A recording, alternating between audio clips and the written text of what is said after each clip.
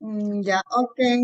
Ya, yo hago entonces la oración que tengo acá, ¿sí? Un ratito para empezar. Sí, adelante, ya estamos grabando. Ok. Buenas noches con todos.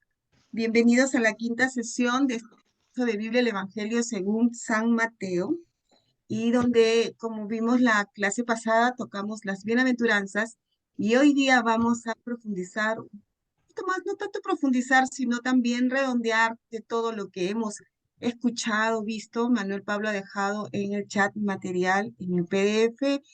Tenemos también un audio del padre Pedro Hidalgo. Y también el domingo, que fue cada uno en su parroquia ha escuchado la homilía justamente de las bienaventuranzas, ¿no? Entonces, había tanto por desmenuzar, más que todo meditar, reflexionar. Entonces, hoy día qué bueno que vamos a poder darle ya un redondeo a esto porque tenemos que eh, ahondar y profundizar en nuestra fe, en nuestra formación, porque eso también nos va a ayudar para poder nosotros también después explicar y dar testimonio de esto, de lo que estamos aprendiendo en este camino. Y qué bonito, Manuel Pablo, te agradezco mucho porque en el PDF, como tú nos dijiste, nos has compartido lo que dice cada papa de las bienaventuranzas. Y esta es nuestra carta magna para todo cristiano. Entonces, vamos hoy día a dedicarnos a esto y quería recargarles antes de pasar a la oración algo que me gustó mucho del audio, no sé si lo han llegado a escuchar, que dice, muchas veces nosotros podemos pensar que las bienaventuranzas son inalcanzables, es algo, oh, no se puede, pero el Padre dijo algo que me encantó, porque Jesús no nos puede proponer e invitar a vivir realidades que son imposibles, no juega con los seres humanos. Fue muy como para decirnos, sí, yo confío en Jesús. Y bueno, para eso estamos aquí, para profundizar en la palabra del Señor y llegar a conocerlo y amarlo y justamente vivir eso, compenetrarnos y formarnos y ser un Cristo más, ¿no? En este mundo. Bueno, entonces ahora sí quiero hacerles una exhortación, por favor, apaguen sus micrófonos. Vamos a empezar la clase en unos momentitos y les pido, por favor, que participen. No nos quedemos con nuestras dudas, nuestras inquietudes o nuestros comentarios, porque no es que sea simple lo que tengamos que preguntar o lo que sea fácil o difícil, no. Estamos aquí en grupo, en comunidad, justamente para poder enriquecernos. Por eso es que invocamos al Espíritu Santo cada noche, para que sea Él de la mano de Manuel Pablo y unido con nosotros podamos comprender, entender la palabra del Señor. Bueno, entonces en estos momentos vamos a ponernos en presencia del Señor. Los invito a poner en disposición con nuestro corazón, nuestro pensamiento. Por favor, hacemos los micrófonos. ¿Sí? Voy a hacer en esta ocasión sí la oración para poder invocar al Señor y todos ustedes en casita. Escucha. En el nombre del Padre, del Hijo, del Espíritu Santo. Amén. Ven, Espíritu Santo, divino Creador, la verdadera fuente de luz y fuente de sabiduría. Derrama tu brillantez sobre nuestro intelecto, disipa la oscuridad que nos cubre, la del pecado y la de la ignorancia. Concédenos una mente penetrante para comprender, una memoria retentiva, un método y facilidad para aprender, la lucidez para comprender y abundante gracia para expresarnos. Guía el comienzo de nuestro trabajo, dirige su progreso y llévalo a término con éxito.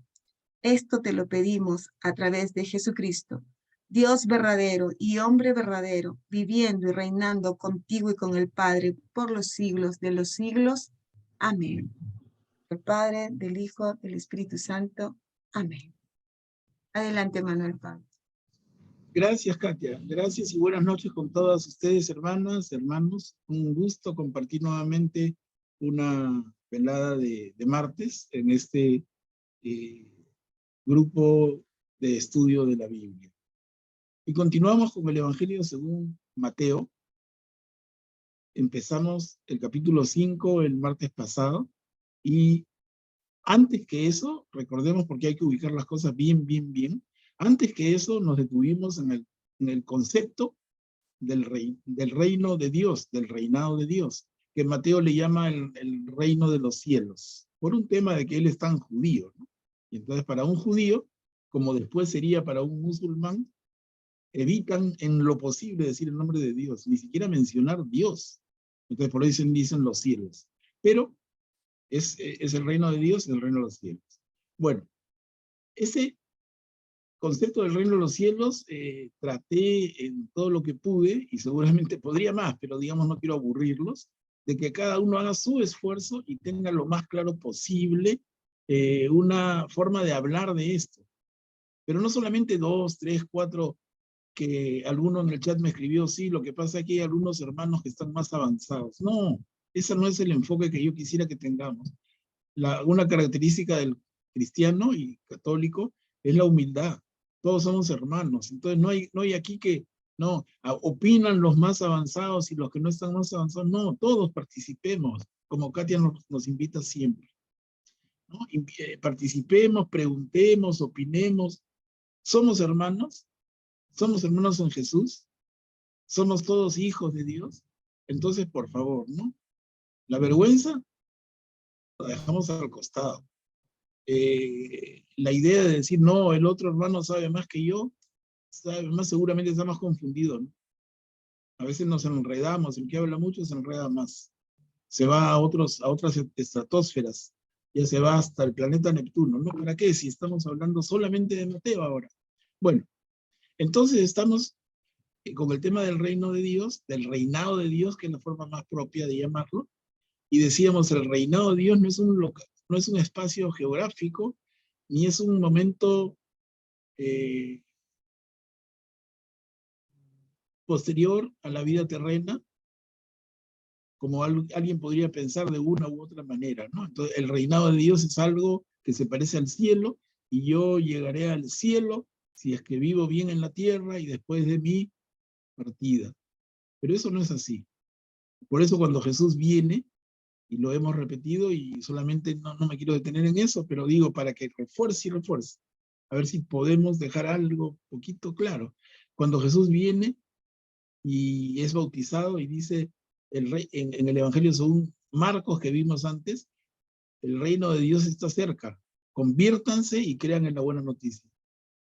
Y luego con Mateo, el reino de Dios ha llegado, conviértanse. Entonces, ¿cómo que el reino de Dios está cerca? El reino de Dios ha llegado. ¿Quién ha llegado? Ha llegado Jesús, pues. Acá estoy yo. Yo soy igual como en el encuentro de Jesús con la samaritana, que vamos a ver más adelante, pero que conocemos todos ese pasaje del Evangelio según Juan, cuando la mujer samaritana le pregunta con toda humildad, sencillez y candidez a Jesús. Y le dice, Señor, ¿pero dónde debemos adorar? Mi gente, los samaritanos, dicen en el monte Garizim. Ustedes, los judíos, que en el monte de Jerusalén. ¿Dónde debemos adorar? Y Jesús le dice, ni allá ni acá, ni allá ni en Jerusalén. Y él dice, no, acá, con él mismo. Es Jesús el verdadero templo, es Jesús el verdadero reino. ¿Y de qué manera nosotros entramos a ese reino de Dios? ¿De qué manera vivimos ese reinado de Dios, hermanas, hermanos? Sino imitando a Jesús, siguiendo a Jesús, tratando de ser en todo como Jesús. Jesús teniéndolo como nuestro ejemplo, nuestra luz, nuestra guía. Como él mismo dijo, y lo repite Juan en su evangelio, yo soy el camino, la verdad y la vida. Pero entonces Jesús es camino ¿para qué? Camino al reino de Dios, pues. Y por eso él dice, el reino de Dios ha llegado. El reino de Dios está aquí. Y por eso le dice a la mujer samaritana, ¿dónde debes adorar, mujer? Acá. No en un templo, en 4 paredes, en 8 columnas, no, acá, en el corazón de Jesús. Y esto se enlaza, hermanas, hermanos, de manera maravillosa con el tema de las bienaventuranzas. ¿Por qué? Porque en las bienaventuranzas Jesús nos muestra ese corazón suyo. Yo digo, yo quiero ser como Jesús. ¿Y qué hago? Cierro mis ojos, oro, pido, exclamo, ruego y suplico, Espíritu Santo, por favor. O decimos como Felipe el apóstol, muéstrame el camino. Cuando el camino está mostrado, hermanos. ¿Y dónde está mostrado? En el Evangelio según Mateo capítulo 5, del 1 al 12. Eso es el valor de las bienaventuranzas. No sé, ya les digo, ya no quiero hablar más porque de verdad yo digo voy a aburrir, cansar repitiendo lo mismo. Pero quisiera que le demos la ubicación, la importancia que tiene esto. La importancia que tiene. Miren, y permítanme un exceso, ¿ya? Es como decir, a ver, guardando las distancias, pero cuando usamos el término amigo, y tú dices, oye, enjuágate la boca, ¿no? O sea, cuando hables de amigo, no, tú no tienes como Roberto Carlos cantaba en su famosa canción, yo no tengo 1.000.000 de amigos. No, no, no, ojalá tuvieras un solo verdadero amigo. Es un tesoro, ¿no? Entonces, hay que darle su lugar a los términos, a las palabras, al verbo, ¿no? A la palabra, hay que darle el lugar que corresponde. Y lo que pasa es que tendemos, los seres humanos que somos flojos de lengua, tendemos a usar las palabras con mucha ligereza y no le damos el tremendo peso que tienen. Y así, hermanas, hermanos, miren, la palabra amistad, la palabra amor, la palabra misericordia, la palabra reinado de Dios, la palabra bienaventuranza, la palabra Jesús es el camino, la palabra ser otro Cristo. En fin, y cosas que estamos ya como que subrayando a cada rato en nuestro estudio del Evangelio. Pero no lo podemos repetir simplemente como por costumbre, ¿no? Es que son palabras que tienen tanto significado, que si le perdemos el significado, corremos un gravísimo riesgo de perdernos todo. Y por eso, discúlpenme, ya podríamos, si ya tocamos el tema de las bienaventuranzas, el domingo, como recordaba Katia, la lectura del Evangelio del domingo ha sido las bienaventuranzas. Hemos escuchado cada uno al cura de su parroquia y hemos tenido oportunidad que felizmente tenemos en el YouTube. Katia Katia me consiguió, y eso los compartí hoy día, una homilía muy linda, nada menos que del padre Pedro Hidalgo, que es párroco de la Iglesia de la Santísima Cruz en Barranco, pero además, yo les comento, él fue mi profe, muy querido. Él es el rector de la Facultad de Teología Pontificia y Civil de Lima. Es una eminencia en el episcopado, en el sacerdocio, en la iglesia peruana. Es una eminencia reconocidísima, ¿no? Es un trome. Y tiene unas homilías preciosas. Y en este domingo correspondía bienaventuranzas y hemos compartido para que vean un poquito cómo se acerca al tema el padre Pedro, tremenda eminencia en nuestra iglesia, ¿no? Lindo. Pero todavía hasta con eso queda. Yo no quisiera que el día de hoy siga yo hablando. Ahorita estoy hablando como loro, pero no quisiera que ese sea el tenor, sino que tengamos la oportunidad de que nosotros, cada uno de ustedes, pueda aportar y podamos tratar de enriquecernos, de profundizar en el concepto, en la riqueza de lo que es las bienaventuranzas. Entonces, para eso he preparado como PowerPoint algo que ya les adelanté, pero lo he hecho diferente, más ágil me parece. Lo comparto y luego a partir de ahí abrimos un diálogo que ojalá hayan aportes, incluso de hermanas y hermanos que no participan tanto, ¿no? Hay algunos que les encanta participar, otros que no participan nada. Yo creo que tenemos que buscar un punto medio. Los que participan mucho, amárrense un poquito la lengua, ¿no? Y el que no participa nada, suéltela un poquito. Porque no se trata de monopolizar, que sean siempre, ustedes ya se acostumbran y se sonríen. Ya pide la palabra a tal persona, ya sé, ¿no? Entonces, no, pues, hagamos un esfuerzo cristiano, ¿no? En el amor que nos mueve, de escucharnos todos, no solamente escuchar la voz de uno o de dos. A ver, ¿cómo nos va?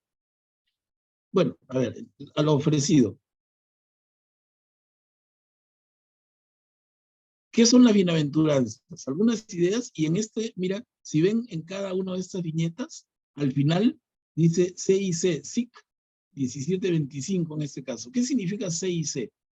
A ver, alguno de ustedes que se anime. Vamos aprovechando para aclarar nuestras mentes. ¿Qué significa C y C? Son unas siglas.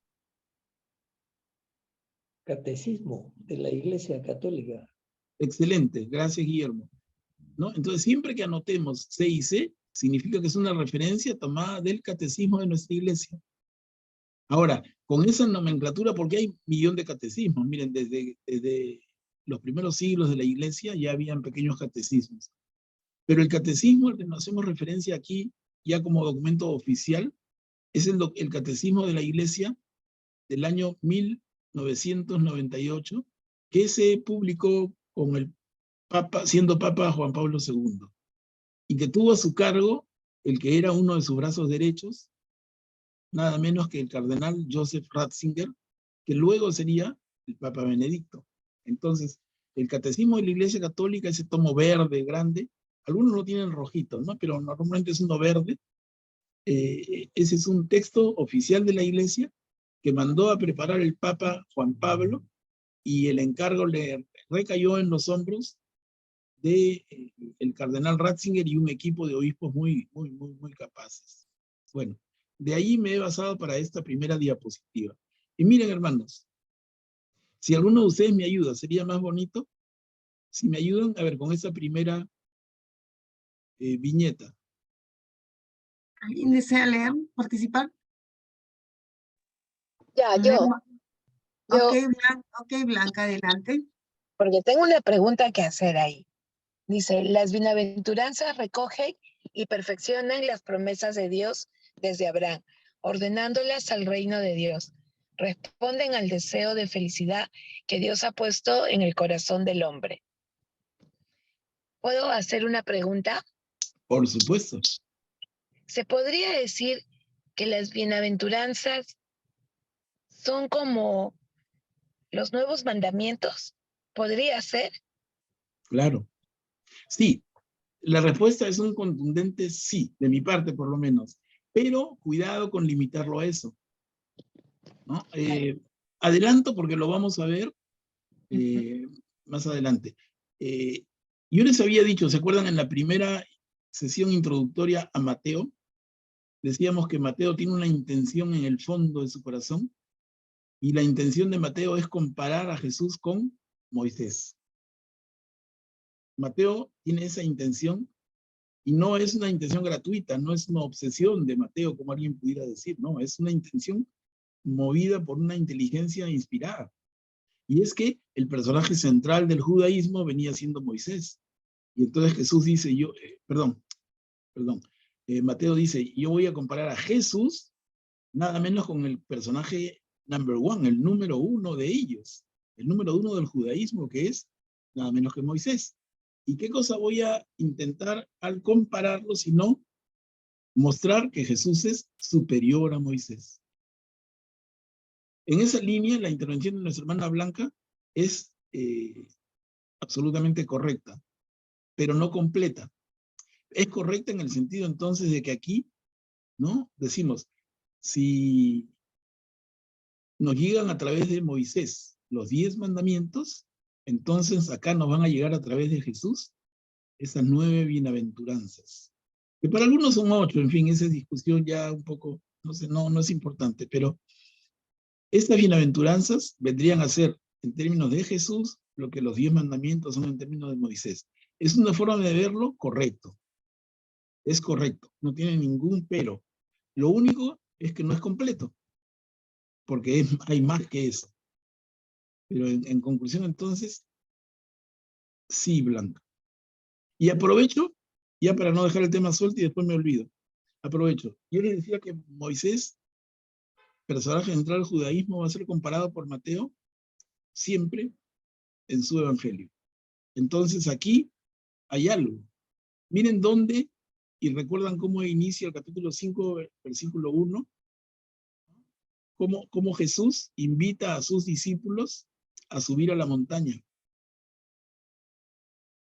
¿Se acuerdan dónde Moisés recibe los 10 mandamientos? En la montaña. En el monte Sinaí. En el monte Sinaí. Exacto, hermano. Moisés recibe los 10 mandamientos en el monte Sinaí. Entonces, Jesús Y las va a bienaventuranzas son dar las conocidas. bienaventuranzas en el monte, en este caso en el monte de las bienaventuranzas. Entonces hay una similitud no gratuita, no casual, ¿no? Moisés subió la montaña, Jesús subió la montaña. Y hasta ahí hay una similitud impecable. Pero hay ya una diferencia, tototota. ¿Y cuál es? Que cuando Moisés sube a la montaña, a ver quién se da cuenta. ¿Cómo sube Moisés a la montaña para recibir los 10 mandamientos? La respuesta es bien sencillita. Sube solo. ¿Por qué sube solo? Porque el Señor le había advertido que nadie se atreva a poner un pie en esta montaña sagrada. Solo sube tú. Ni siquiera un animalito, ni por descuido. Quien ponga un pie sobre la falda de esta montaña, en ese momento morirá. Entonces, Moisés tiene esa instrucción del Señor, instruye al pueblo y nadie se acerca. Moisés sube solo al monte y en el monte, en la montaña, recibe de parte del Señor esta comunicación, los 10 mandamientos, y él luego baja y instruye al pueblo de Israel. ¿Estamos hasta ahí? Creo que no estamos hablando nada raro. Pero ¿dónde está la gran diferencia, hermanos? ¿Ya se dieron cuenta o no? Miren, Moisés subió solo la montaña. ¿Jesús subió solo? No. ¿Quién me dice? ¿O subió acompañado de sus discípulos? Subió acompañado, si no me equivoco, de sus discípulos. Y Claro. creo que en las bienaventuranzas se le conoce como el sermón de la montaña. Claro, ¿no? Blanca. Claro, estás absolutamente en lo correcto y no tengan duda. Entonces, miren, otra vez, nuestro amigo Mateo hace este esfuerzo inspirado de comparar a Moisés con Jesús. Entonces hay elementos parecidos. Ya les decía, cuando hablábamos de la introducción al Evangelio entero, se dice de Moisés que escribió 5 libros, que son los 5 primeros libros de la Biblia, el Pentateuco. Entonces Mateo va a decir, Jesús tiene 5 grandes discursos. El primero de ellos es el que estamos empezando recién a ver, el Sermón de la Montaña, que la bienaventuranza es la puertita. Imagínense lo que viene, ¿no? Es grande y fuerte y hermoso. Pero, entonces, ese es un elemento fundamental. Moisés escribe 5 libros y Jesús da 5 discursos, dice Mateo. Segundo, Moisés sube a la montaña y recibe instrucciones del Señor, pero sube solo. Y luego esas instrucciones, que son la enseñanza, la ley judía, la transmite al pueblo. Pero Jesús no. Jesús sube a la montaña y lo acompañan los discípulos. Y otra gente, porque tampoco se dice que solamente los discípulos. Y él da su discurso, como bien nos recordaba nuestra hermana Blanca, él da su discurso en la montaña. El sermón de la montaña. Del cual las bienaventuranzas, repito, son solo la primera parte. Entonces, tremenda gran diferencia. Tremenda gran diferencia. Y yo les pido, por favor, adviértanlo, grábenlo, ¿no? No hay ninguna magia, ninguna cosa rara. No hay que ser un doctor en ciencias para entenderlo. Es nuestra fe. Pero miren qué lindo detalle, ¿no? ¿Y qué significa ese detalle? Y les doy la palabra. Miren, ese detalle significa que cuando Moisés transmite la palabra de Dios, lo hace él en ese mismo sentido, como profeta. ¿Qué cosa es un profeta? Un profeta es el que transmite la palabra de Dios. El Señor usa a la persona del profeta como un parlante, usa su garganta. Y por eso cuando hablan de oráculo del Señor, ¿no? Es el Señor que habla a través de la boca del profeta. Entonces, claramente, cuando Moisés sube al monte, recibe la enseñanza y luego la transmite. Pero les digo, hermanos, a ver, pero moscas atentos y con el corazón abierto. Cuando Jesús sube a la montaña, con sus discípulos y con otros seguidores, y les habla lo que hemos empezado a ver como bienaventuranzas y luego sigue el resto del discurso. el resto del sermón. ¿Es que Jesús está repitiendo lo que Dios dice o es Dios mismo que está hablando? Miren qué maravilla, hermanos. Miren qué tal Mateo, por hablar del autor de nuestro libro. ¿Qué tal Mateo? Mateo nos está diciendo, Moisés le repitió al pueblo lo que el Señor le indicó. Jesús sube a la montaña y lo que habla Jesús le viene del corazón, porque Él es Dios. Es Dios que habla en la montaña, pero no le habla a un inspirado para que transmita. Le habla a los apóstoles, a los discípulos y a los seguidores más cercanos. Le habla a esa pequeña multitud que ya lo seguía. Es Dios que habla. No en el monte Sinaí, Dios hablando a través de Moisés. Es Dios mismo, que Jesús es Dios, Dios mismo hablando. Miren, ahí les digo cómo les quedó el ojo, ¿no? A mí, yo no creo que esté diciendo nada nuevo, pero sí, quizá para algunos de ustedes no lo han pensado tanto así. Pero les digo, hermanos, es así, ¿no? Si yo tuviera alguna duda, no se los diría. Esto es así. No es un invento mío, es así. Eso es lo que dice nuestra fe. Eso es lo que dice nuestra fe y eso es lo que está haciendo Mateo en su evangelio. Ese es el esfuerzo de Mateo. Bueno, quería, adelantando esto, mira, y recién estamos empezando las diapositivas, pero creo que vale, y a partir de la pregunta de Blanca, ¿no? Que la pregunta, recuerden, partía de decir si estas bienaventuranzas tienen que ver con los 10 mandamientos, de alguna manera creo que nos hemos, avanzando por ahí, hemos ampliado el concepto, ¿no? Pero bueno, les doy la palabra, hermanos. Manolo, cuando baja, o sea, para hacer el paralelo, ¿no? Moisés baja de la montaña, pero Jesús no baja de la montaña. Jesús se sienta y comienza a explicar a sus discípulos y a la gente. Y se sienta como en una oportunidad, tú comentaste, como lo hacen los maestros, porque Jesús es el maestro. Entonces Jesús no baja del monte, Jesús se sienta a explicar, a transmitir lo que su corazón le decía al pueblo, a los que él veía que lo seguían, ¿no? Porque no era un grupo pequeño, era una muchedumbre, ¿no?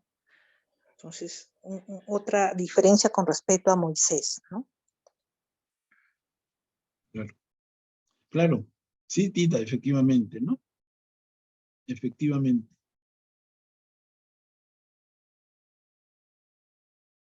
Aquí hay un comentario en el chat, Manuel, que dice, Jesús subió a la montaña.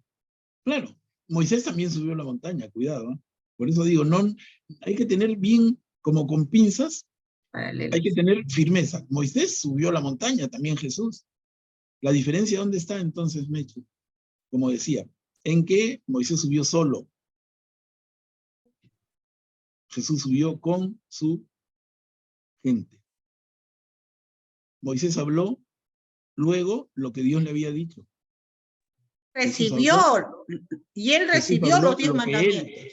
Jesús dijo lo que él, porque él es Dios. Claro, Moisés recibió de Dios los 10 mandamientos. En este caso, Mateo nos dice que fue el mismo Dios que nos dio las bienaventuranzas, ¿no? Que les dio claro, a los y discípulos. Así es, hermana, y alguien podría empezar a confundirse otra vez y me dice, pero ¿cómo? No me... Y les digo, no quiero fastidiar, pero es que tenemos que avanzar. Miren, si me dices, no es Dios, es Jesús, yo te digo otra vez, jalao, ¿no? Jalao, vamos al ciclo básico, porque Jesús es Dios. Y eso es difícil de entender, pero si no lo entendemos, no estamos construyendo.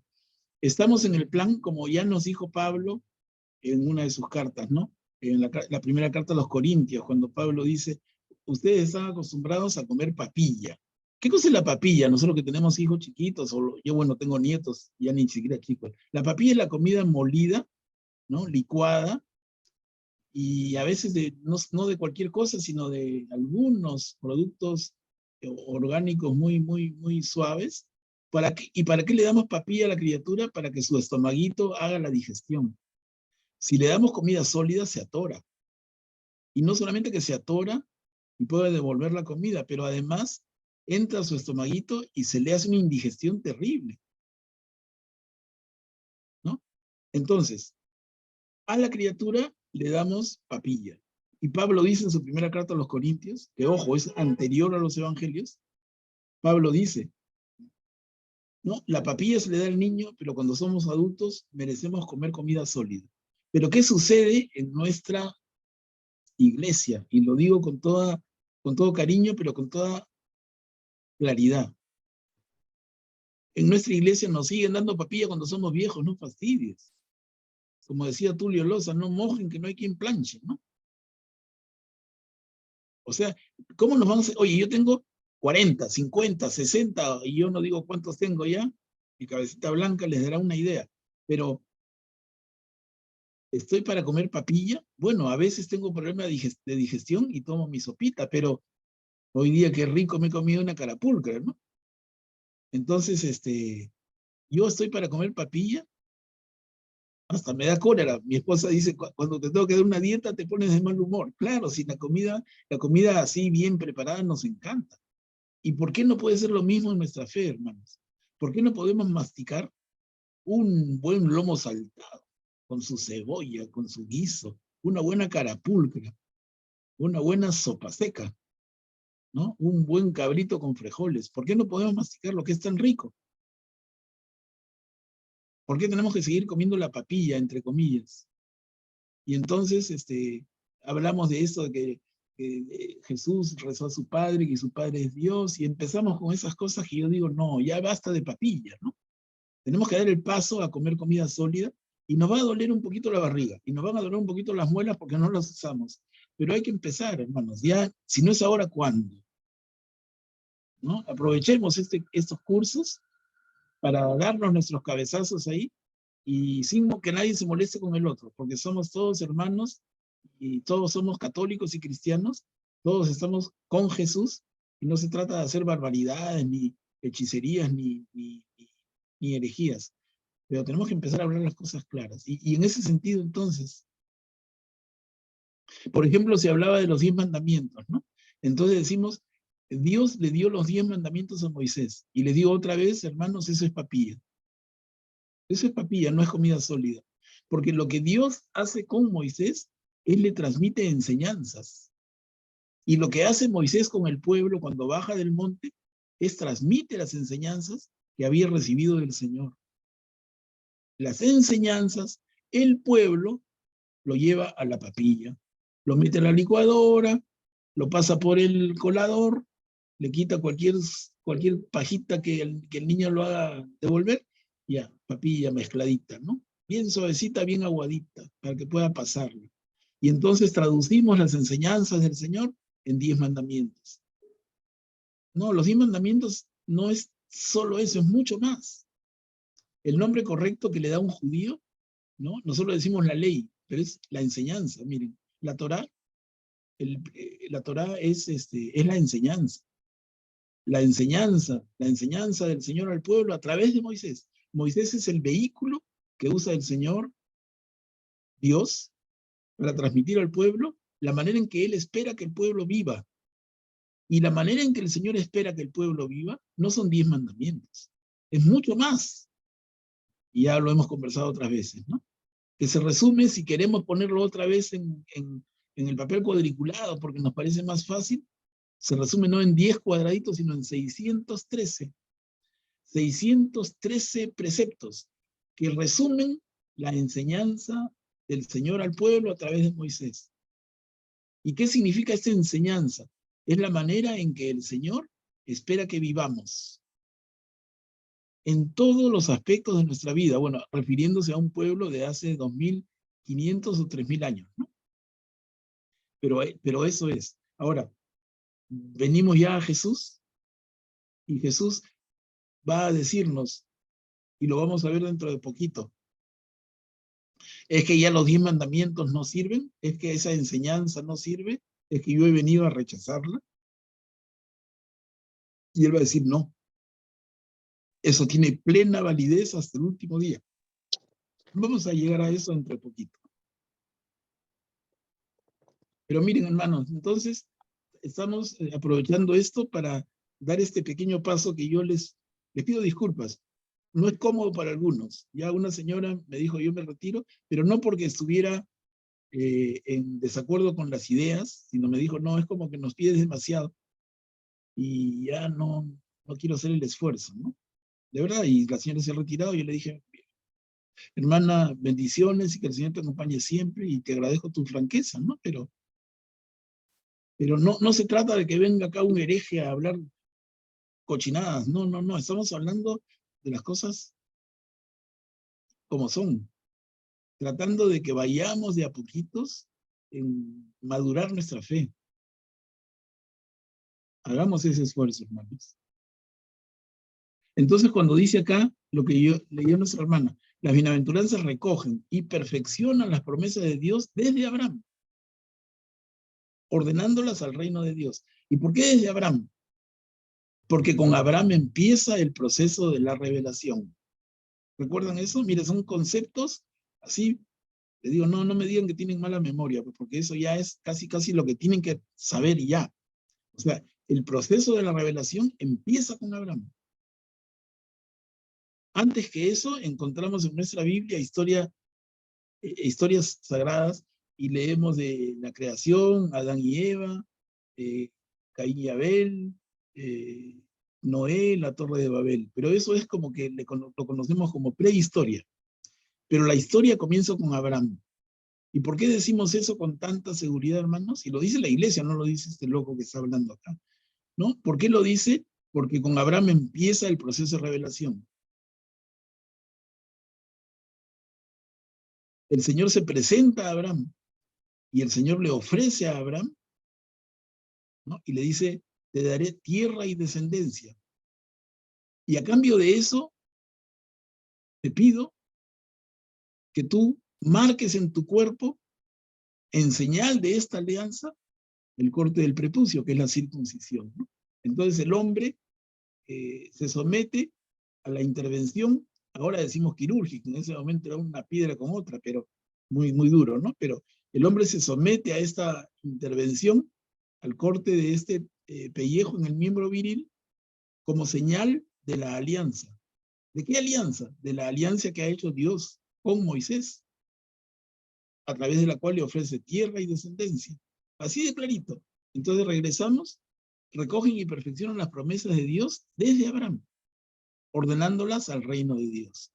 El reino de Dios, que es justamente Dios hecho hombre, es Jesús, que nos enseña su corazón lleno de amor y nos da una verdadera dimensión a la manera en que debemos vivir. Jesús nos dice, vivan como yo vivo, amen, amen al otro, sea tu amigo, sea tu enemigo incluso, ámense, ámense como yo los he amado, ámense. Y eso, ese vivir en amor, es vivir en el reinado de Dios. Ese vivir en amor, hermanos, es vivir en el reino de Dios. Y eso responde al deseo de felicidad que Dios ha puesto en el corazón del hombre. Catecismo de la Iglesia Católica, en el punto 1725. Miren. A ver, avancemos porque si no se nos va a ir la noche y va a ser crítico. A ver, alguien que nos ayude con esa segunda.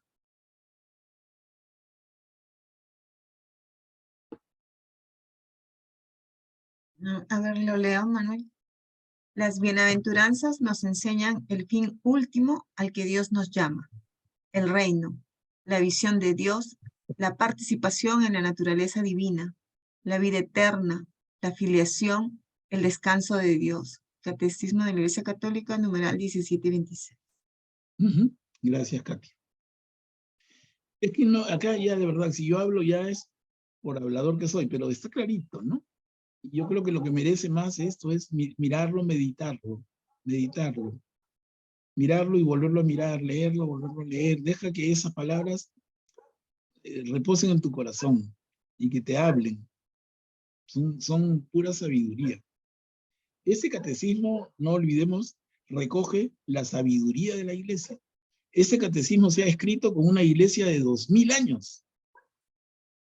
Imagínense lo que una institución de 2000 años puede tener como riqueza, como reflexión. Y ese catecismo maravilloso recoge esa reflexión, esa madurez de este cuerpo de fe que tiene 2000 años. No es un tema de un año, reflexioné un año y lo escribí, no, 2000 años. Imagínense. A ver, continuamos la tercera. La dicha de la vida eterna es un don gratuito de Dios. Es sobrenatural, como también lo es la gracia que conduce a ella. Numeral 17-27 del Catecismo. Gracias, Tita. Miren, la dicha de la vida eterna es un don gratuito de Dios. Un don gratuito. Dios nos da cosas gratis. Es su amor misericordioso, en su amor infinito, empezando por la revelación. Ese es el primer acto de amor de Dios al hombre, darse a conocer. No tenía por qué hacerlo, ¿no? El Señor se da a conocer al hombre. Y decimos en un acto gratuito. Él se dona gratuitamente, voluntariamente. A ver, la cuarta. Las bienaventuranzas nos colocan ante opciones decisivas con respecto a los bienes terrenos. Purifican nuestro corazón para enseñarnos a amar a Dios sobre todas las cosas. Catecismo de la Iglesia Católica es de... Perfecto, gracias, Luisa. Entonces también estamos en lo mismo, pero cómo nos va dando. Es lindo leer así ideas, porque te van en palabras, que las palabras tienen su propio límite, pero te van dando perspectivas, ¿no? Y la última.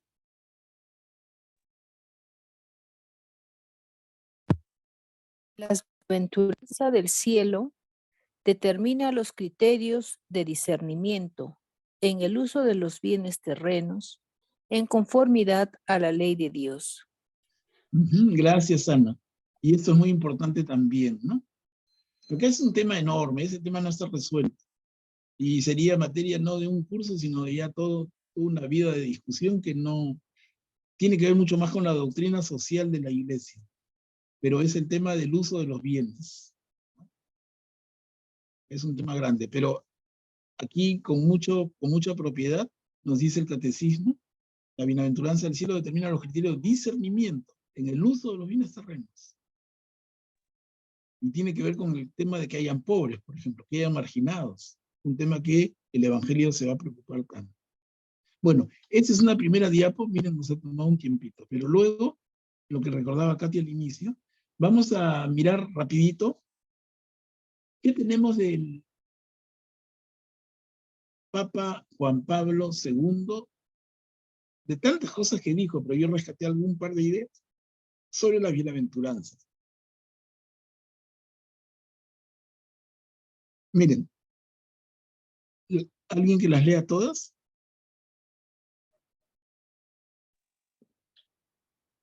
Las bienaventuranzas son la carta magna del cristianismo. Nos señalan un camino que Jesús ha recorrido primero. Siguiendo a Jesús por ese camino, se accede a la felicidad y a la verdadera alegría.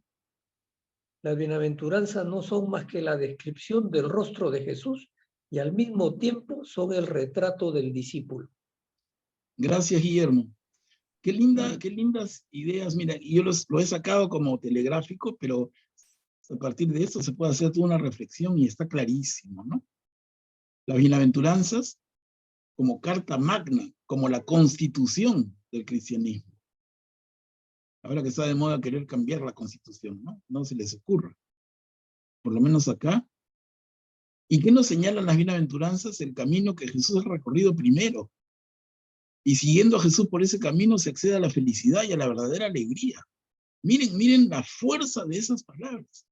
Oye, el ser humano está aquí y cada uno de nosotros para ser feliz. Yo quiero ser feliz en esta vida terrena. ¿Y qué debo hacer para ser feliz? Y el camino lo marca Jesús. el camino que él ya siguió y nos los deja, el de las bienaventuranzas. Y la cuarta viñeta central, ¿no? Dice, las bienaventuranzas no son más que la descripción del rostro de Jesús y al mismo tiempo el retrato del discípulo.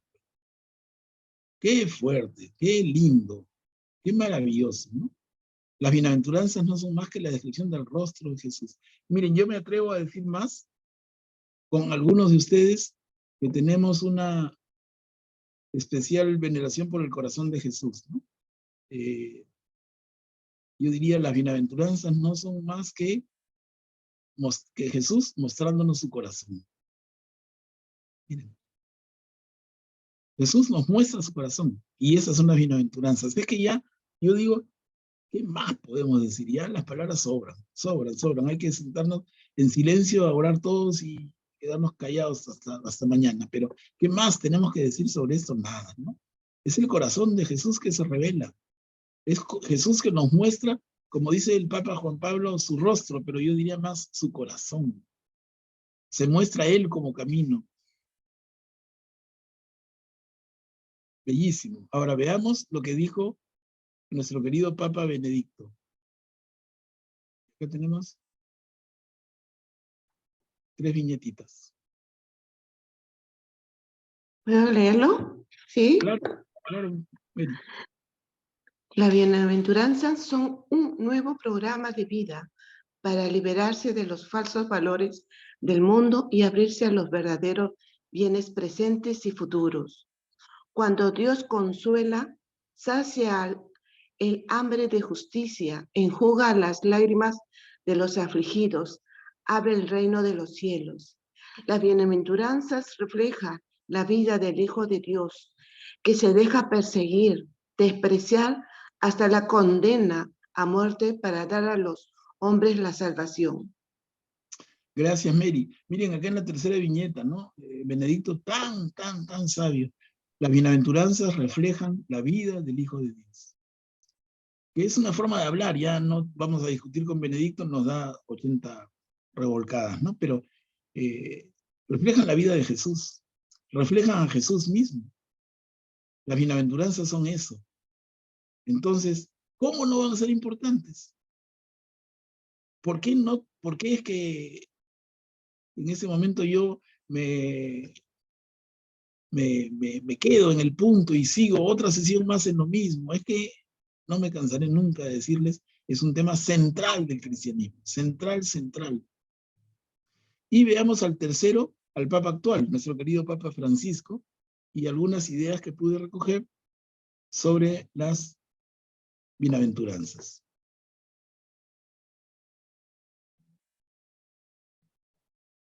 ¿Alguien que desee leer? ¿Lo leo? Ok, Seti. Sí, gracias. Las bienaventuranzas enseñadas por Jesús nos revelan el camino a la felicidad, es decir, su camino. Esto porque las bienaventuranzas iluminan las acciones de la vida cristiana y revelan que la presencia de Dios en nosotros nos hace verdaderamente felices. Gracias. Gracias, Seti. Miren, las bienaventuranzas nos revelan el camino de Jesús, nos revelan el camino a la felicidad, a esa felicidad que tanto ansiamos todos, creyentes y paganos, ¿no? Todos queremos ser felices y no sabemos cómo lograrlo, y algunos en su afán creen que la felicidad la van a encontrar en las riquezas, en acumular bienes, en el llenarse de alcohol o de sexo, y eso lo que logra, como ya sabemos nosotros, es más bien alejarnos de esa felicidad, ¿no? Entonces, ¿por dónde buscar la felicidad? En la iglesia. Excelente. Pero ¿en la iglesia dónde? ¿Solamente en el rito? El rito te acompaña, el rito te da un poquito de, como calmante, ¿no? Es como en una herida te pone agüita oxigenada y te calma.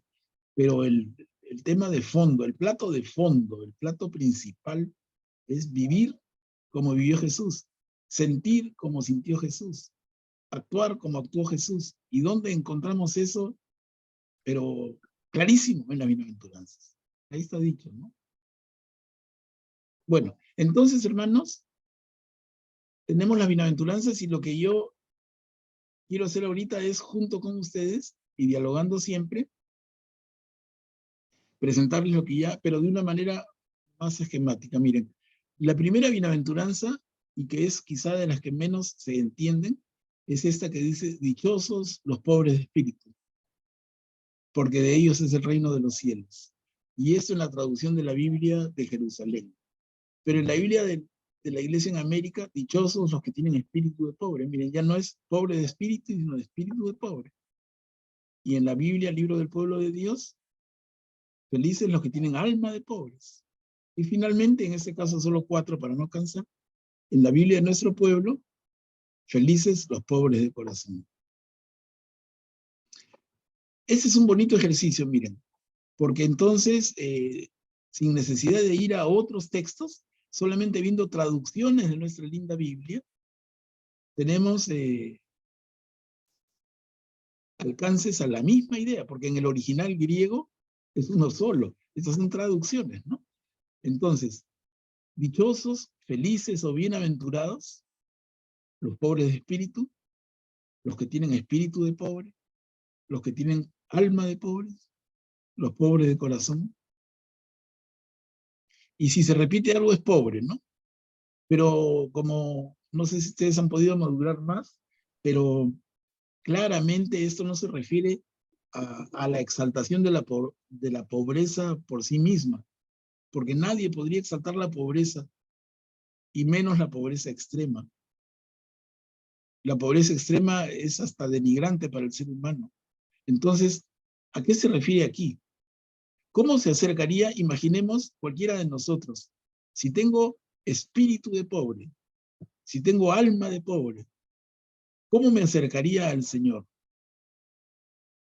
Y en pocas palabras, y como dice el propio Papa Benedicto XVI en su libro Jesús de Nazaret, Benedicto dice, nos debemos acercar al Señor con las manos vacías. Miren qué lindo, con las manos vacías, porque soy pobre. Porque si yo soy rico, voy con los brazaletes, ¿no? Las joyas, la vara de oro,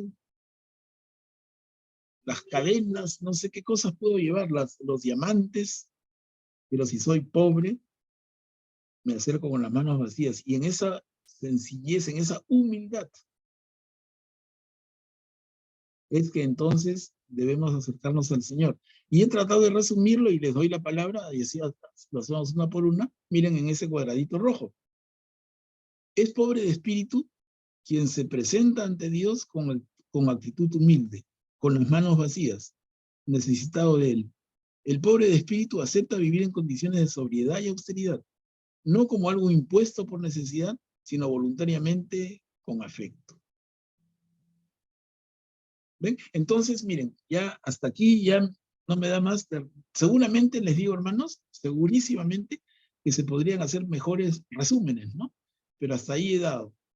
Después de buen tiempo que le he dedicado, hasta ahí llego. O sea, esta primera bienaventuranza, lo que fuera todo lo que se ha hablado, lo que hemos escuchado el día domingo, lo que hemos reflexionado, acá tenemos 4 de las formas en que cada una de las principales Biblias católicas traduce, que se complementan la una a la otra, y luego una reflexión que he recogido de los mejores textos que he podido consultar, ¿no? Y esto para ustedes con todo el amor, para acercarnos más y más a la riqueza de este tema. Pero yo lo dejo ahí, a ver, yo quisiera escucharlo, porque si no, no vale nada. Guillermo, habías tú levantado la mano primero. Sí, Manuel Pablo, yo quería comentar que la actitud del pobre de espíritu es la actitud del publicano en el templo que está junto con el fariseo, ¿no? Y mientras el fariseo se dirige a Dios en la forma soberbia en que lo hace, el publicano ni siquiera osaba levantar la cabeza porque sentía su pequeñez y su humildad y su necesidad del amor de Dios. Claro, claro, Guillermo, muy bien, muy clarito. Clarito, gracias. ¿Alguien más? A ver, hermanos. Guillermo ha resaltado la humildad, y yo creo que eso es fundamental, ¿no? Porque lo contrario de ser humilde, a ver, para ser bien claros, ¿qué cosa es lo contrario de ser humilde? Es ser soberbio. Hermanos, no quisiera detenerme ahí, se nos va la noche, pero la soberbia es un tremendo pecado del ser humano. Otro día, si quieren, hablamos de la soberbia. La soberbia nos pone límites. Es un ancla que se nos amarra en el cuello y no nos deja avanzar. Cuidado con la soberbia. Y lo contrario de ser soberbio es ser humilde. Y lo contrario de la actitud soberbia es la actitud humilde. La actitud soberbia es la actitud del que todo lo sabe. Le digo, eso es espantoso. No vamos a lapidar al hermano soberbio, porque hay católicos y cristianos y soberbios, hay. Como habemos personas con otros defectos también, pero es terrible. Es un defecto, no es una virtud para nada. La humildad es una virtud, pero la soberbia es un vicio con el que hay que combatir. Y la soberbia consiste en yo ya sé. ¿Qué me vas a enseñar tú si yo ya sé? Esa actitud es malísima y es la actitud menos correcta para acercarte a Dios de acuerdo con esa primera bienaventuranza.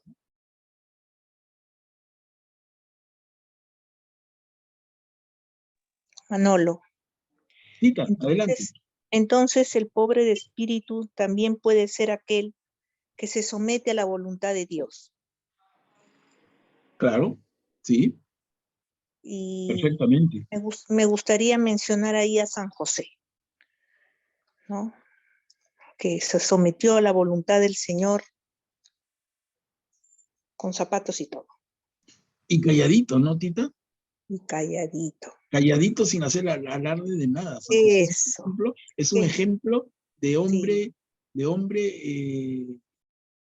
Que pasa como que se hace el gran esfuerzo por pasar desapercibido, ¿no? Es el gran esfuerzo por pasar como camuflado. Sí, es un personaje extraordinario.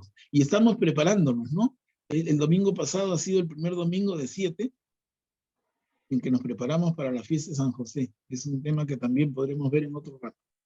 Pero sí, Tita, yo estoy de acuerdo contigo y gracias por traerlo a colación, ¿no? San José como ejemplo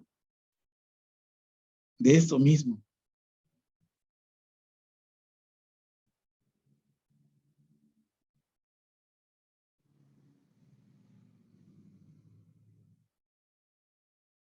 Manuel, entonces, pobre es, o sea, entiendo, pobre es aquella persona que no tiene lo necesario para vivir.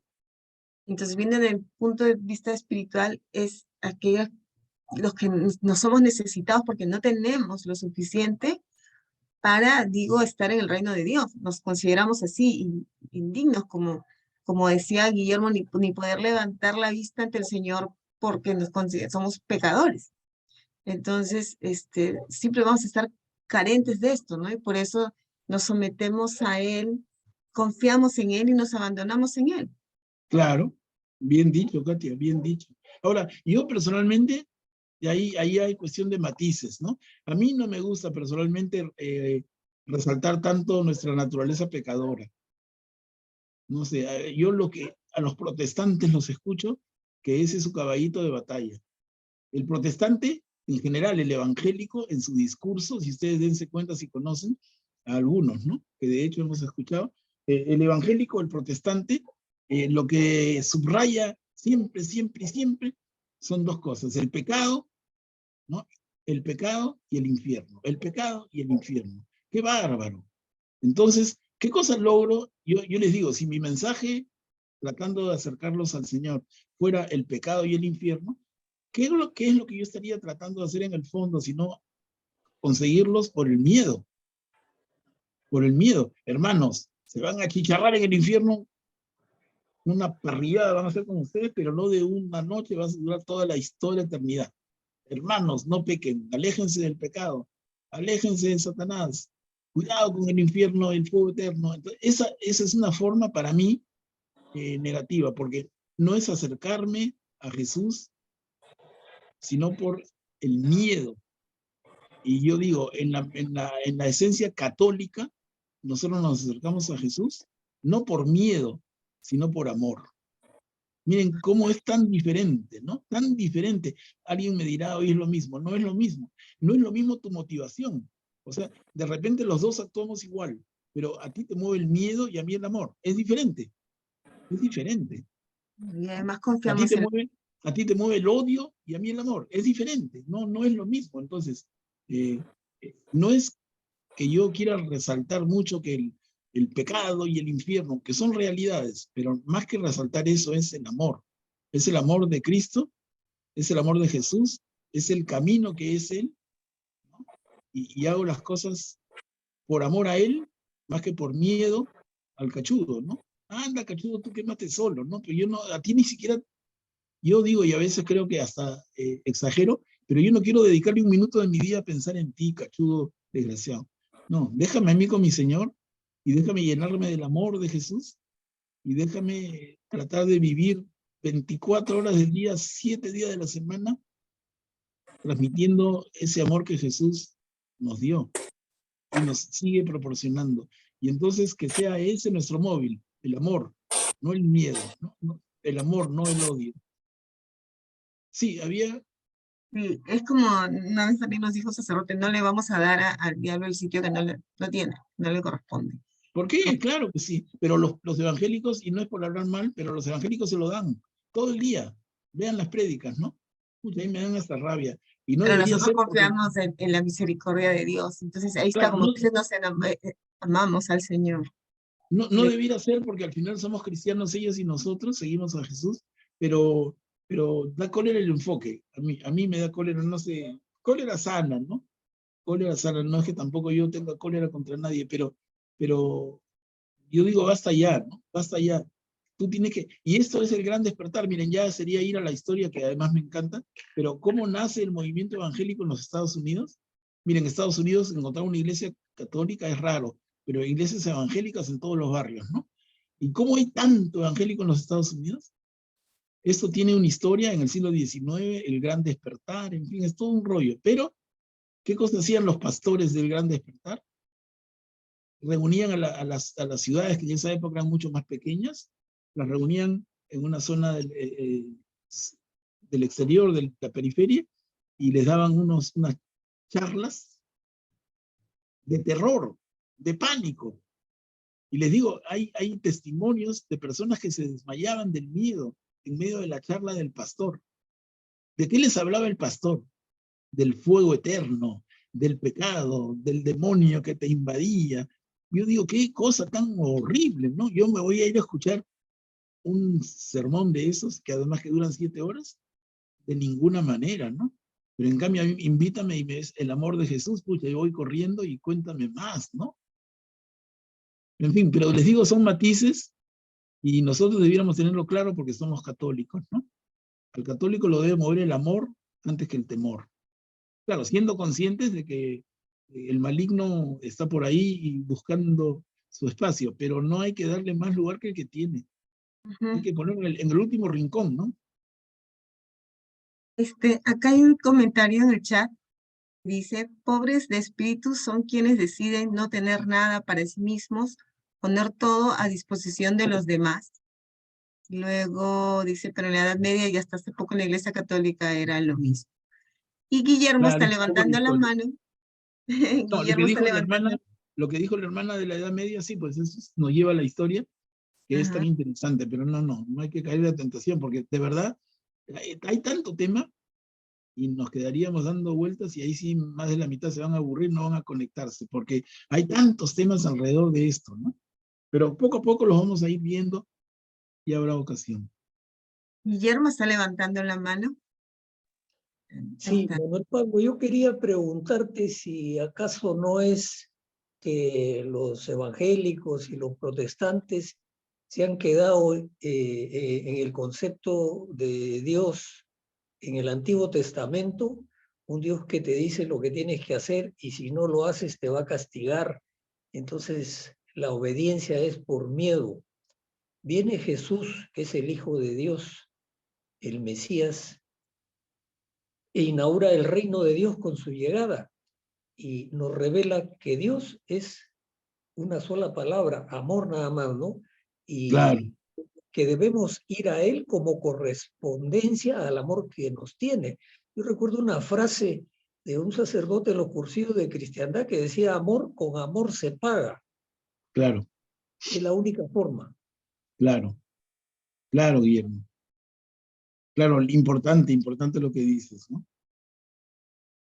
Manuel, acá también hay un comentario en el chat que dice, pero hoy en día en Estados Unidos, gracias a Dios, hay muchísimas conversiones de protestantes al catolicismo. Mucho está ayudando en la apologética. Sí, claro, es cierto. Y también hay muchas conversiones de católicos a protestantes. También. Yo sin ir muy lejos en mi propia familia.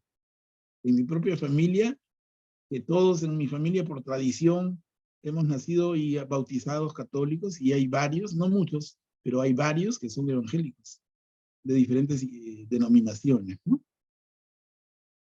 Y a veces yo digo, ¿está mal? No, porque algunos de los que quedaron católicos son más fríos que esos evangélicos. O sea, al final todos fuimos bautizados, todos fuimos criados casi por la misma abuela o por el mismo tronco, ¿no? El mismo linaje, pero en el camino unos seguimos católicos y otros se convirtieron en evangélicos.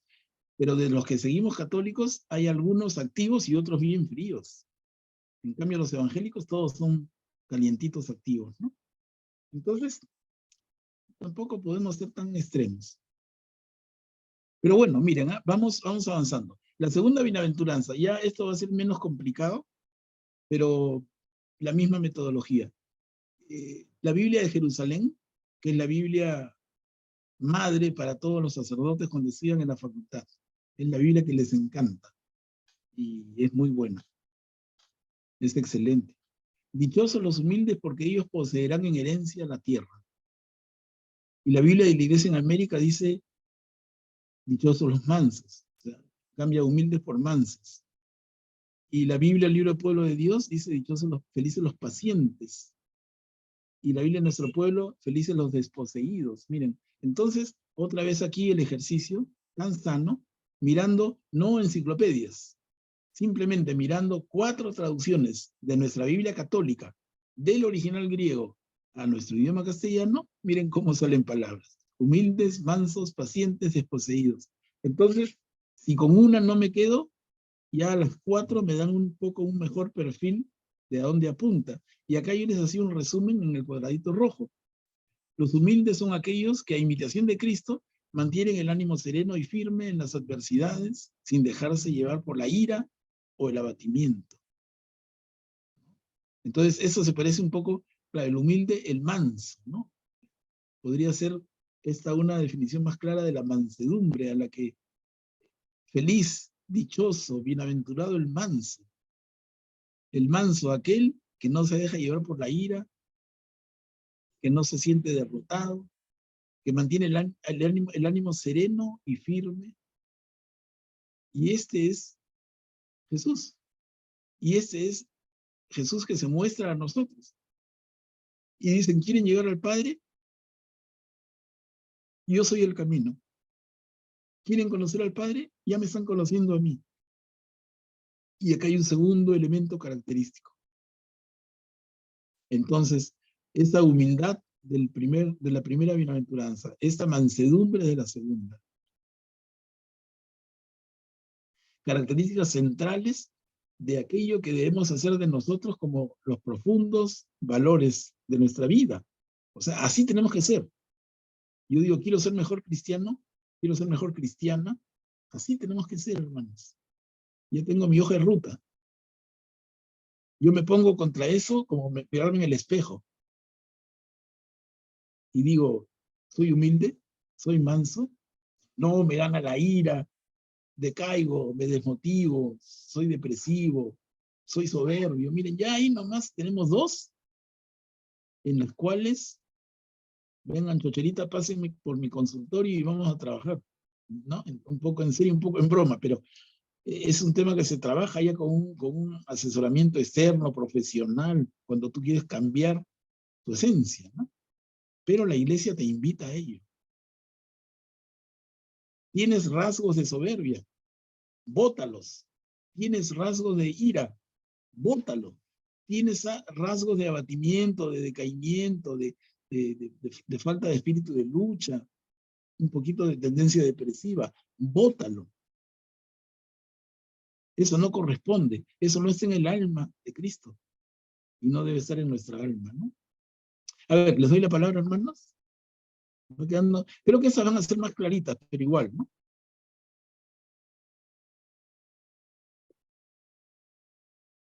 ¿Alguien desea participar? Puede levantar la mano en el chat o escribir.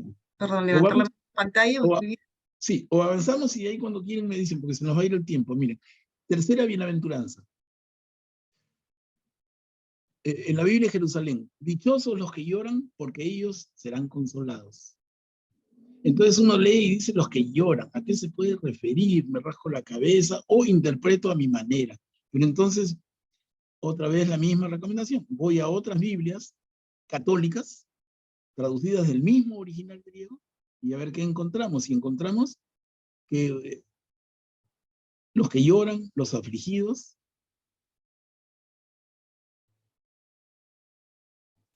¿no? Los que lloran, los afligidos. Y entonces, a ver, les preparé este resumen. Los que lloran son los afligidos por alguna causa. Y de modo particular, los que se apenan por las ofensas a Dios, sean propias o ajenas. O sea, ¿qué te aflige, hermanita? ¿Qué te aflige? ¿Qué tiene tu corazón triste? Y alguien diría en su corazón puro, ¿no? Son las ofensas a Dios. Pero ¿qué cosa es una ofensa a Dios? Ya miren, estamos ya dando vueltas a lo mismo, reunión tras reunión, pero ¿qué cosa es ofender a Dios?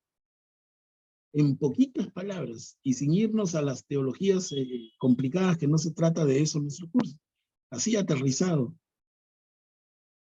¿Qué cosa es ofender a Dios? Sino actuar sin amor. Ofendemos a Dios cuando en nuestra actuación no hay amor, porque cuando hay amor, agradas a Dios. ¿Cómo vas a ofender a Dios actuando con amor? Tú ofendes al Señor cuando dejas el amor de lado.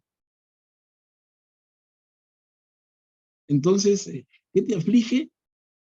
Finalmente, cuando las personas actúan sin amor.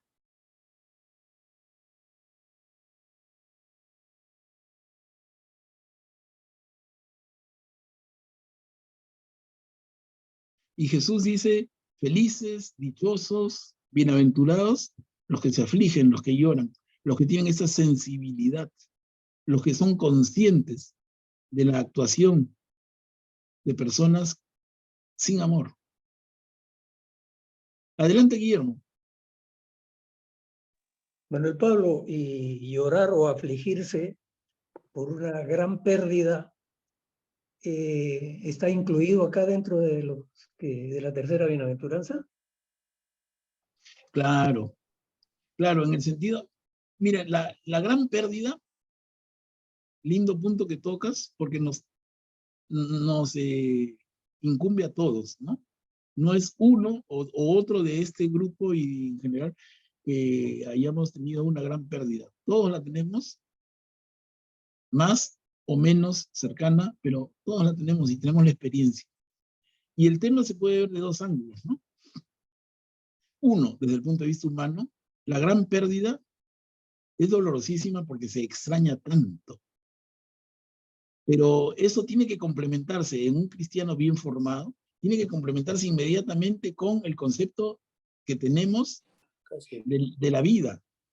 ¿Y qué es la vida para el cristiano? La vida va mucho más allá que la vida física, ¿no? La vida del cristiano en mayúscula, la vida de la que Jesús nos habla y la vida a la que Jesús nos invita, es una vida aquí y más allá. Es una vida con Él. Es una vida en su reino, en su corazón.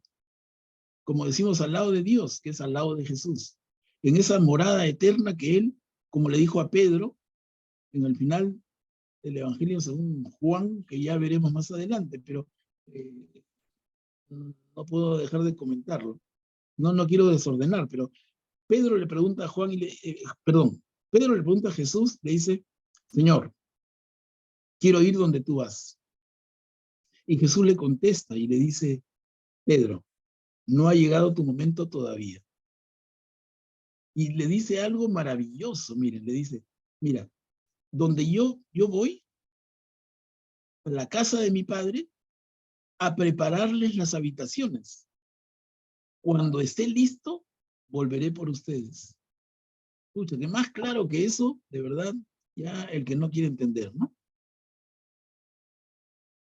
Entonces, Jesús va a la casa del Padre a preparar las habitaciones.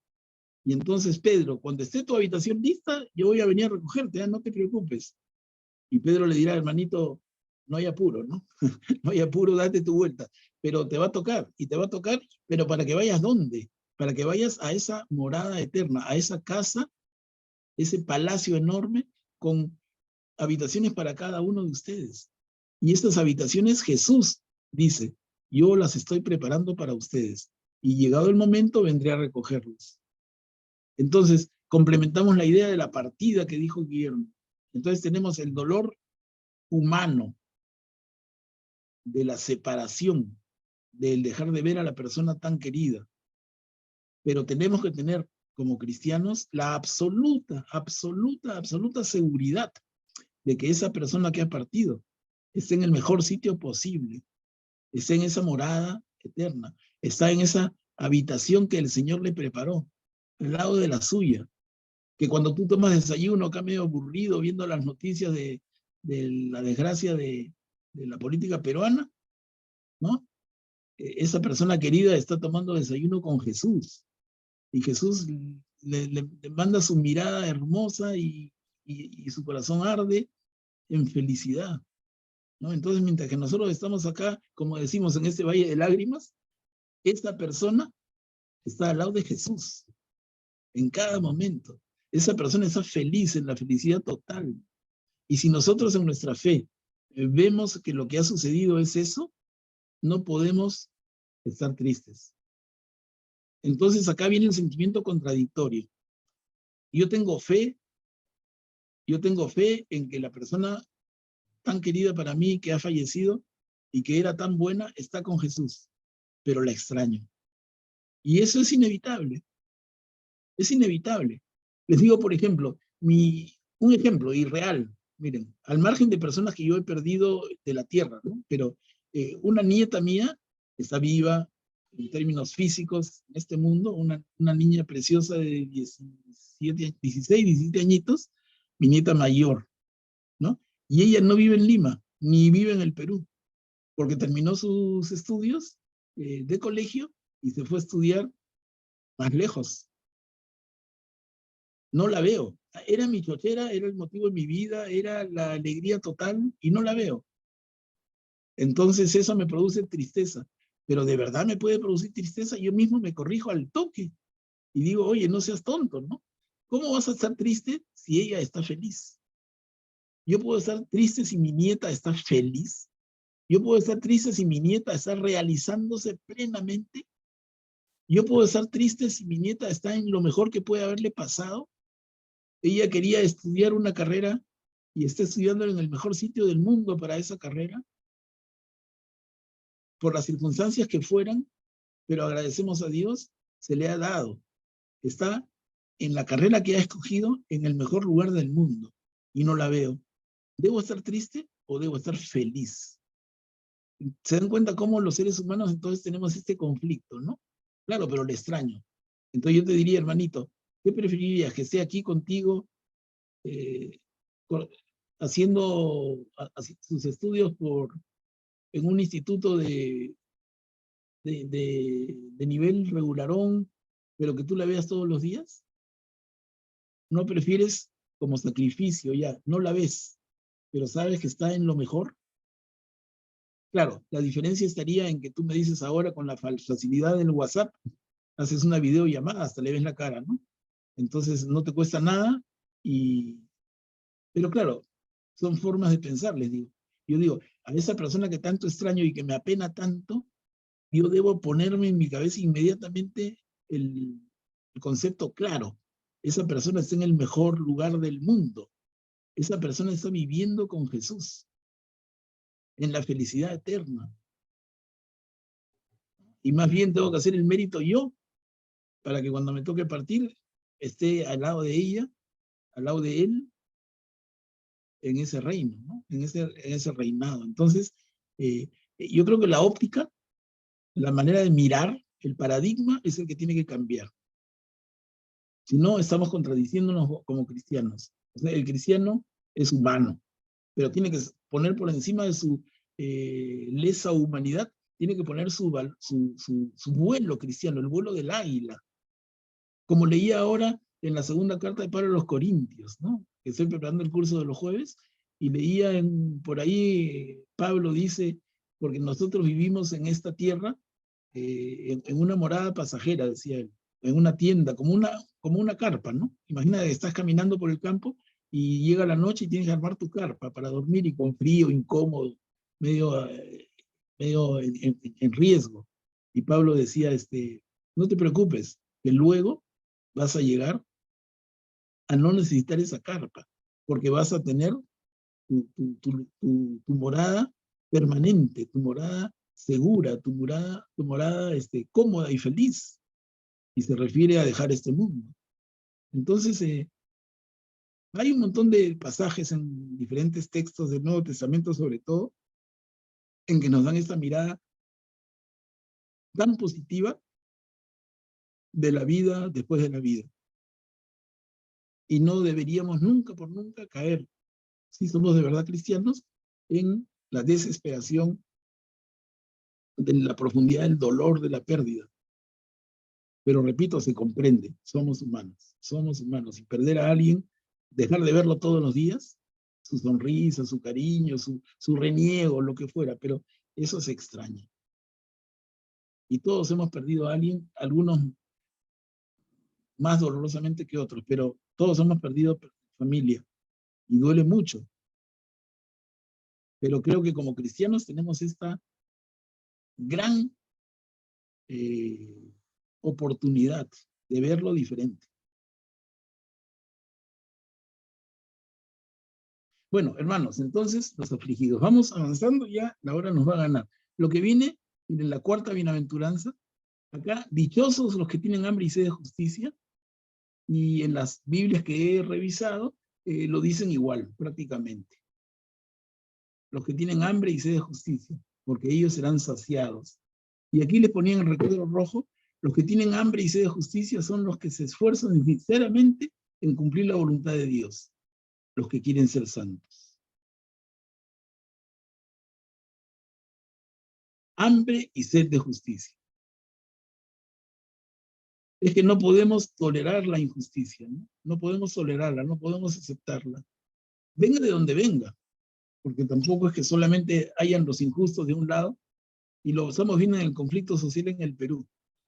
¿No? Nadie se salva, aquí todos cargamos parte, y creo que el entendimiento debe partir porque cada uno ceda y se abra a la posición del otro. Claro, a la que no nos podemos abrir ni unos ni otros es a la de los energúmenos que quieren usar eso con fines políticos y se valen de malas artes. Pero hay gente dentro de los que protestan o de los que se oponen a la protesta, hay gente que merece ser escuchada. No los incendiarios, esos, los violentistas no, pero el pueblo mismo están de los dos lados, ¿no? Y es la posición de la iglesia y nos invitan, escuchémonos, acerquémonos.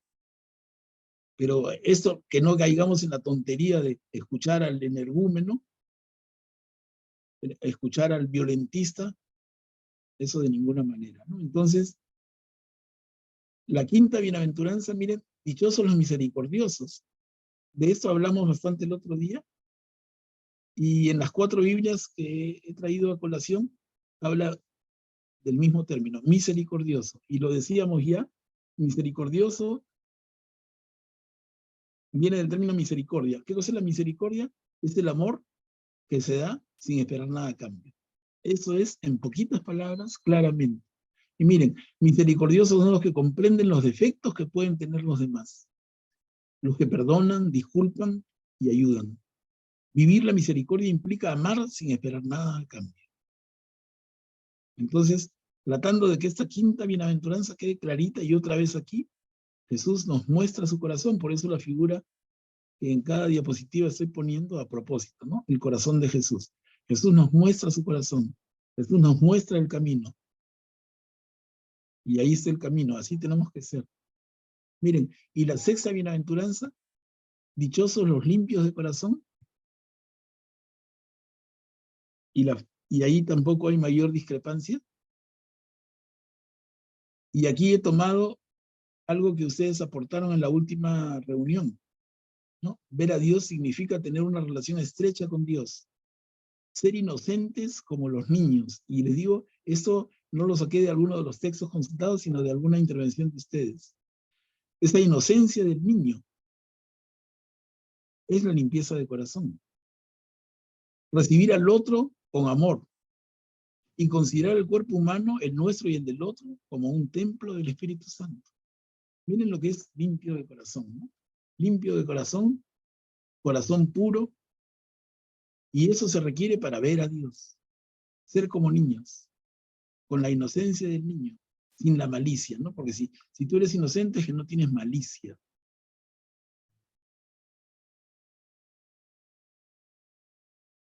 Recibes al otro con amor.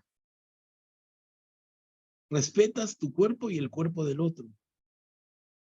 Pero miren a qué nivel llegamos, ¿no? Parece que estuviéramos ya en el curso de ética más fino, y eso es el cristianismo, y eso es Jesús, el maestro por excelencia de la ética, ¿no?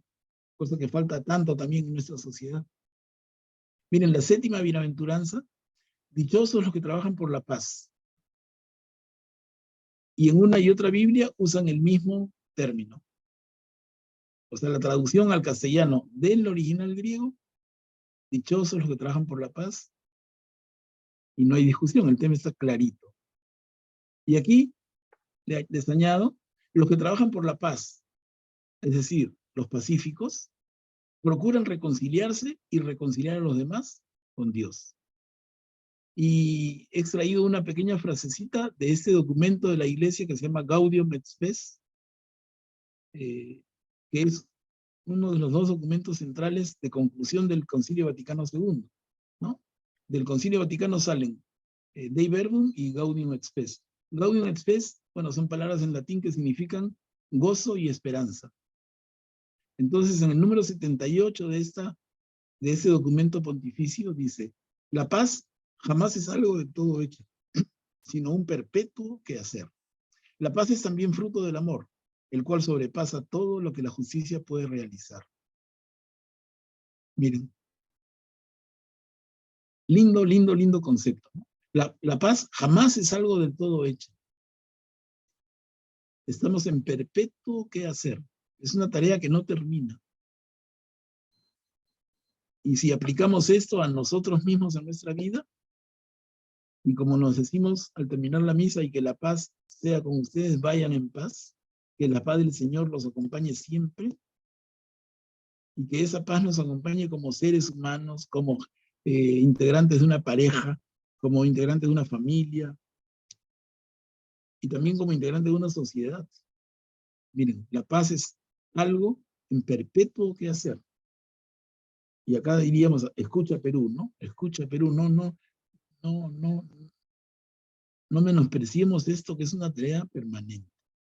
Bueno, y a ver, para alcanzar, octava bienaventuranza, dichosos los perseguidos por causa de la justicia, y dichosos los perseguidos por vivir conforme al plan de Dios, por practicar la justicia, por causa del bien. ¿Mm? En el lenguaje bíblico, justo quiere decir cumplidor de la voluntad de Dios. Esa es una definición bíblica, acá no hay nada nuevo. El justo, por ejemplo, cuando decimos que Abraham fue justo, cuando Job fue justo, son personas que cumplen la voluntad de Dios. Entonces, unir la búsqueda de la justicia con las persecuciones, decía Santo Tomás de Aquino, designa la perfección de todas las demás, pues el hombre es perfecto en ellas cuando no las abandona en las dificultades, ¿no? Esa palabra tribulación es media difícil, pero cuando estás en momentos difíciles, ahí quiero verte, ahí mantente, Ahí mantente. Y entonces, en la medida en que puedas, en ese momento de dificultad, en ese momento de persecución, buscar la justicia, feliz tú, bienaventurado, dichoso. Y la novena, dichosos serán cuando los injurien y los persigan, y digan con mentira toda clase de mal contra ustedes por mi causa. Alégrense y regocíjense, porque su recompensa será grande en los cielos. Pues de la misma manera persiguieron los profetas anteriores a ustedes.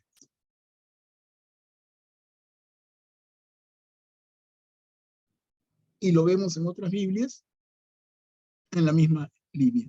Y aquí tenemos entonces el conjunto de las 9 bienaventuranzas, que les digo, ya sería un poco para mí, no sé, ocioso, porque algunos decimos 9, pero realmente son las primeras 8, porque la novena es una conclusión de todo lo anterior. Vale, ¿no? O sea, ahí podemos ser tolerantes y no ser talibanes. No, son 9, me peleo contigo, son 8, son 9, no. Son 9, y el que dice 8, sí, hermano, te comprendo, porque la novena es una conclusión de todo lo anterior, es como un resumen de todo. Pero esas son las bienaventuranzas. Miren, ya vamos a terminar aquí esta sesión y vamos a dejar este tema. Pero yo les pido que nunca lo dejen de lado. Es central en la formación de nuestra fe. Tengámoslo siempre. Que las bienaventuranzas sean un tema que nos acompañe siempre.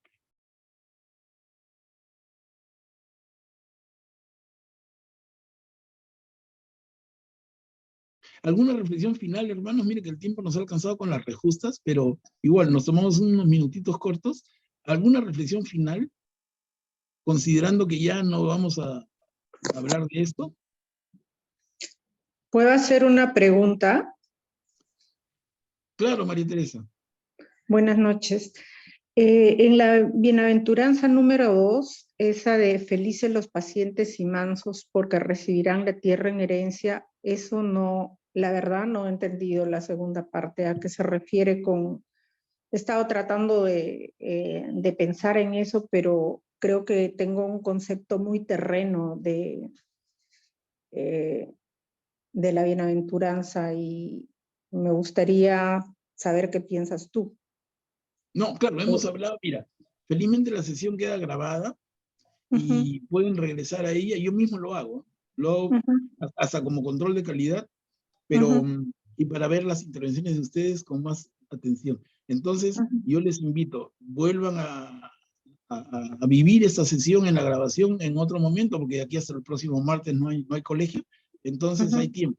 Y de todas maneras, María Teresa, yo te ofrezco, a ver, voy a pensar en el tema a partir de tu inquietud y a ver si podemos darle un alcance más amplio.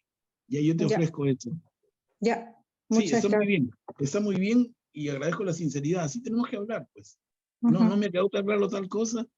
Ok, vamos a ver qué más podemos aportar, ¿no? Ok, gracias, Manuel. No, a ti.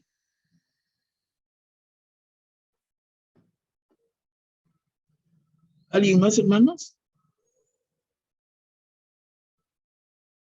Yo, por favor. Me Blanca, quedo claro. Sí, el domingo en misa me quedo con lo que dijo el padre, ¿no? Él dijo que el sermón de la montaña o del monte, las bienaventuranzas, es el mismo Jesús, el mismo Dios que habla de sí mismo. Porque él pasó por todo eso. Y me quedo también con los que lloran, los que sufren, porque él dijo, ¿cuándo es que nos acercamos más a Dios? Cuando estamos hasta las huevis, tristes, cuando tenemos 1000 problemas, es ahí cuando nos acercamos más a Él. No cuando estamos felices saltando en una pata. Entonces, creo que por ese lado es que Dios nos consuela, que Él no es feliz por vernos tristes, pero es feliz porque vamos a buscarlo en ese momento y Él nos consuela. Él es Padre en ese momento, ¿no? Entonces son dos Son esas dos cosas. Bueno, habían más, ¿no? Pero en realidad me quedo con ese. Es el mismo, Dios es el mismo Jesús que habla de su propia vida porque Él decidió nacer y vivir en un sitio pobre siendo el mismo Dios, ¿no? Me quedé con eso. Perfectamente Solo dicho. quería compartirlo. Sí, Blanca, muchas gracias y perfectamente dicho. De mi parte, 100% de apoyo. Estamos absolutamente de acuerdo en lo que has dicho, ¿no? Absolutamente, no hay ni una discrepancia. Gracias por compartirlo. Bueno, estamos ya con la hora, Katia. No sé si yo creo que ya, siempre por el respeto a todos, vamos a dejar aquí y en todo caso, el tema, en la medida en que haya inquietudes, está el chat del, perdón, el WhatsApp, nos envían a Katia o a mí, o a Luisa, o a Patricia, ¿no? Nos envían mensajes y lo ordenamos para procesar algunas respuestas. Ya tenemos una de nuestra hermana y así podemos recibir más. De esta manera hay como retroalimentación y orientamos mucho mejor el tiempo de nuestras reuniones. Bueno, hasta aquí entonces, hermanos, yo les agradezco muchísimo y vamos a terminar, si te parece, Katia, con una oración final. Sí, por favor, hermanitos, vamos a dar las gracias al Señor, hacer una oración